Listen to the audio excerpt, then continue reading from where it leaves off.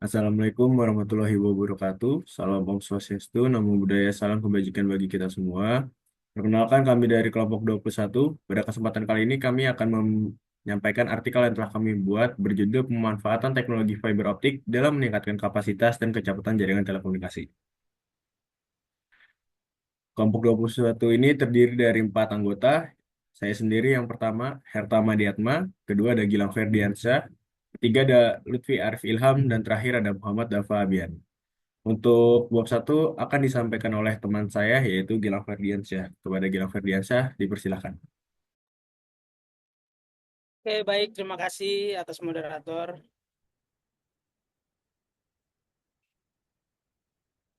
Langsung saja kita ke pendahuluan. Di sini ada perkembangan teknologi telekomunikasi. Yang pertama itu ada jaringan telekomunikasi berperan penting menghubungkan pengguna untuk bertukar informasi melalui telepon, internet, seluler, satelit, dan serat optik.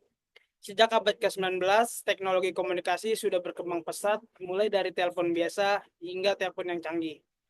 Fiber optik dalam telekomunikasi yaitu ada dua. Apa itu fiber optik? Yang pertama, serat kaca murni panjang dan tipis dengan diameter sebesar rambut manusia dihimpun dalam kabel optik untuk mentransmisikan data digital berupa cahaya jarak jauh. Manfaatnya fiber optik itu adalah membersihkan kecepatan dan kapasitas tinggi serta ketahanan terhadap interferensi. Oke, bisa lanjut ke selanjutnya, moderator.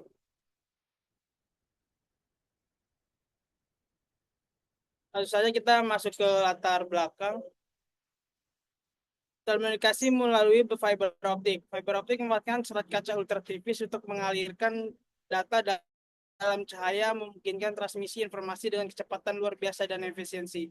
Struktur utama pada fiber optik yaitu ada 3 poin. Yang pertama core, cladding, dan coating. Keunggulan fiber optik itu ada bandwidth besar, redamanya sinyal rendah, kecepatan tinggi, dan ketahanan terhadap interferensi elektromagnetik. Oke, bisa lanjut ke selanjutnya.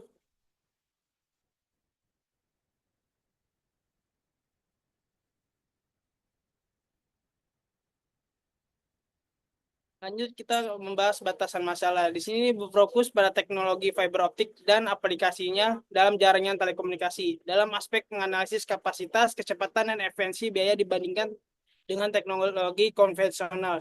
Serta membahas implementasi fiber optik dalam telekomunikasi. Berikutnya lanjut ke slide berikutnya.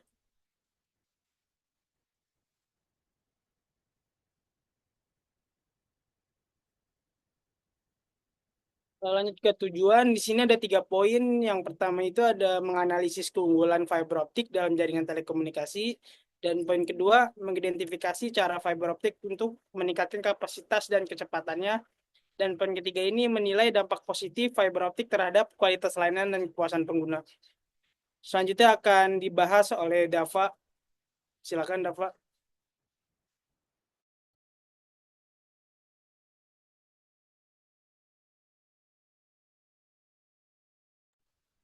Oke, lanjut.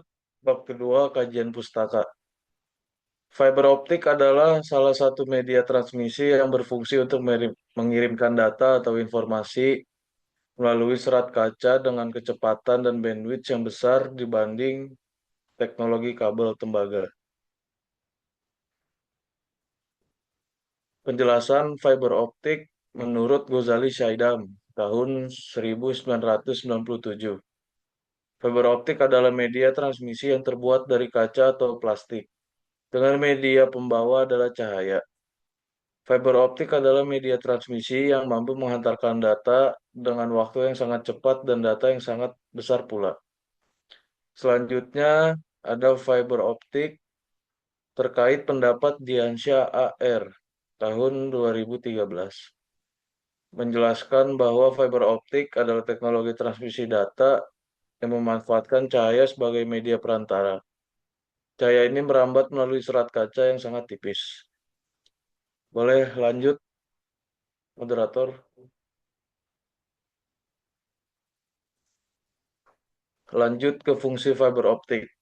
Fungsi fiber optik yang pertama yaitu transmisi data berkecepatan tinggi, yaitu serat optik mampu mengirimkan data dalam jumlah besar dengan kecepatan yang jauh lebih tinggi dibandingkan kabel tembaga. Lanjut ke fungsi fiber optik yang kedua adalah jaringan komunikasi, yaitu serat optik menjadi tulang punggung jaringan komunikasi global, menghubungkan berbagai perangkat server dan jaringan komputer di seluruh dunia. Lanjut fungsi fiber optik yang ketiga adalah jaringan telepon, yaitu serat optik digunakan untuk mengirimkan sinyal suara dalam bentuk digital, memberikan kualitas suara yang lebih jernih dan bebas dari gangguan. Lanjut ke fungsi fiber optik yang keempat adalah jaringan televisi, yaitu serat optik digunakan untuk mentransmisikan sinyal televisi, memungkinkan penyiaran siaran televisi berkualitas tinggi. Lanjut ke fungsi fiber optik yang kelima adalah sensor, yaitu serat optik juga digunakan dalam berbagai sensor untuk mengukur berbagai parameter fisik seperti suhu, tekanan, dan strain. Lanjut, fungsi fiber optik yang terakhir yaitu jaringan area lokal atau yang disingkat LAN, yaitu serat optik digunakan untuk menghubungkan perangkat-perangkat dalam jaringan lokal, seperti komputer, server, dan perangkat periferal lainnya. Selanjutnya akan dibacakan oleh Lutfi Arif Ilham. Oke, lanjut ke salindia pembahasan. Yang di mana sebagian besar kita akan menganalisis penggunaan teknologi fiber optik dalam telekomunikasi. Yang pertama yaitu keunggulan dari fiber optik. Teknologi fiber optik menawarkan berbagai keunggulan dibandingkan kabel tembaga, termasuk kapasitas transmisi data yang jauh lebih besar dan kecepatan yang lebih tinggi. Fiber optik memiliki bandwidth yang lebih luas, memungkinkan peningkatan kualitas layanan, terutama dalam penggunaan internet yang semakin tinggi. Selain itu, fiber optik memiliki redaman sinyal yang lebih rendah, sehingga data dapat ditransmisikan dalam jarak jauh tanpa penurunan kualitas. Keunggulan lainnya adalah ketahanan terhadap interferensi elektromagnetik yang memastikan kualitas sinyal yang lebih baik dan stabil.